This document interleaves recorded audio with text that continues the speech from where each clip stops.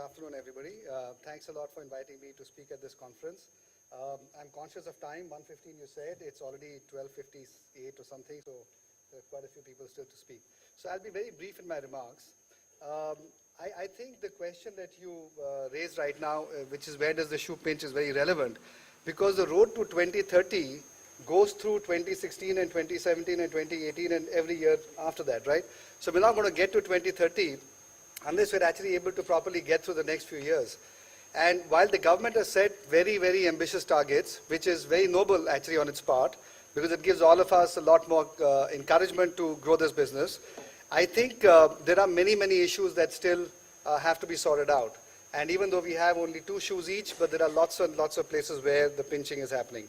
So I'll just elaborate on some of those very quickly, and then I'll talk very quickly also about what my future vision is for 2030 or perhaps even sooner. So the issues that we face, the problems that we face is, and the most fundamental one, is that ultimately power in India is a concurrent subject, and therefore state governments have a very big role in deciding the overall power situation in the country as well. And each state, unfortunately, has a different point of view on how they want to progress and encourage renewable energy in the country. Policies, therefore, are totally different from state by state. And the worst thing is that those policies also change very dramatically, very often. So within the course of a year, you could have a fundamental change. A state may decide to buy, not to start, to stop buying wind, for example, suddenly in the middle of the year. And those kind of things are very difficult in a situation where it takes at least a year or 2 years to set up capacity. Or somebody may call for a certain bid and accept only half the quantity. Or they may decide to change some of the dynamics of the bidding process through the process. So I think those are issues that we cannot anticipate, and unfortunately it creates a bit of a volatile environment for people like us. And what that means is that we have to spend a lot of our time then dealing with these sorts of issues rather than focusing on fundamental execution issues on the ground, of which there are many, by the way. The first of those is obviously land acquisition. Land acquisition in India, again, very, very difficult. Every state has its own problems, and there's no easy way to acquire land. You have to just go through the hard slog in every single place that you're setting up a site.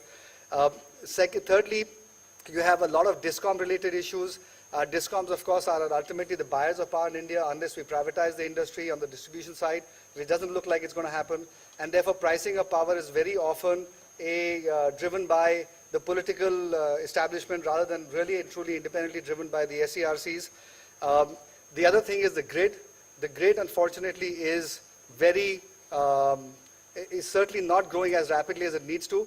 And if you look over the last 10 years, the capacity addition in power has been almost 40% in total capacity terms, but the overall grid capacity has increased only by 25%.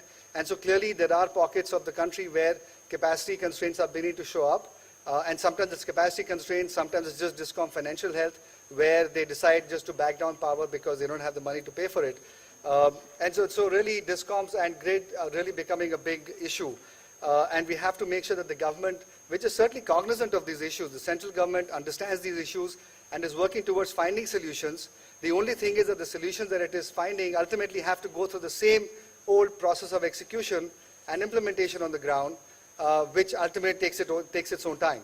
And so my fear is that as we keep increasing capacity, if some of these ancillary areas don't come up at the same time, then certainly we'll have a problem in the next 2-3 years where backing down will happen. And given that now solar is bid out very aggressively, there aren't really any margins extra for people to get back down or not to get paid on time.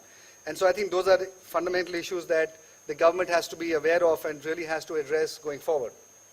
So this was on the pessimistic side to answer your question about where does the shoe pinch. But the question is, what about the future? And one can't but be optimistic about the future, notwithstanding all these problems that I just talked about. My view is that 2030 is too long a time frame in this industry. We're really looking at changes that will happen by 2020.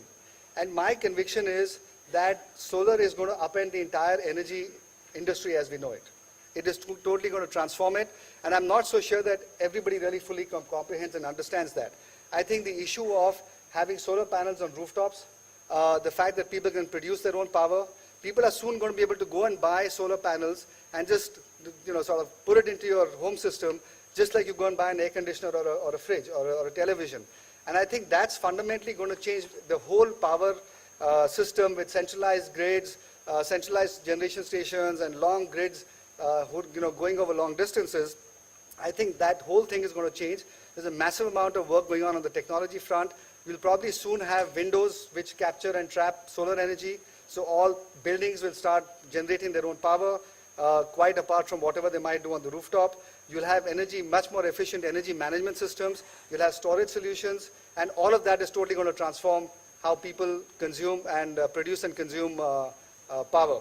And that is then going to call its own sort of demands and challenges on the grid, which, as Marcus presented, in any case is going to be under severe threat in terms of all the variability of power that is going to be coming in.